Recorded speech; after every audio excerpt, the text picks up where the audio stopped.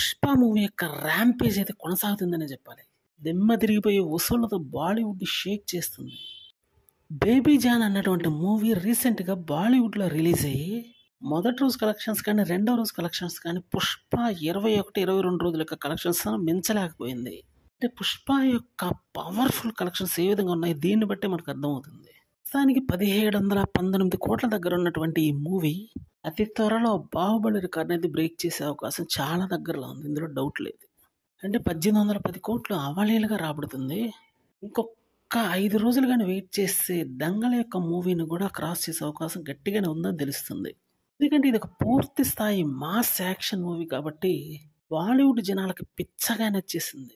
అందుకని వాళ్ళు ఈ మూవీని రిపీటెడ్గా చూడడానికే ఇష్టపడుతున్నారు. అందువల్ల మూవీ ఎంత కలెక్షన్స్ రాబడుతుందో ఇట్టే చెప్పేయచ్చు. ఇందులో ఎటువంటి సందేహం లేదు. ముందు ముందు ఈ మూవీ యొక్క కలెక్షన్స్ భారీ స్థాయిలో కూడా ఉండే అవకాశం చాలా గట్టిగా ఉందని కూడా తెలుస్తుంది. ఇటువంటి అసాధారణ కలెక్షన్స్ రాబట్టినటువంటి క్రెడిట్ మొత్తం అల్లు అర్జున్కి దక్కుతుందని చెప్పడంలో డౌటే లేదేమో. అంత అద్భుతంగా మూవీ ఉందని చెప్పాల్సి ఉంటుంది. మరి ఇటువంటి సంచలనాత్మకమైనటువంటి మూవీ తీసినందుకు మాత్రం ఖచ్చితంగా అప్రిషియేట్ చేస్తారని తెలుస్తుంది.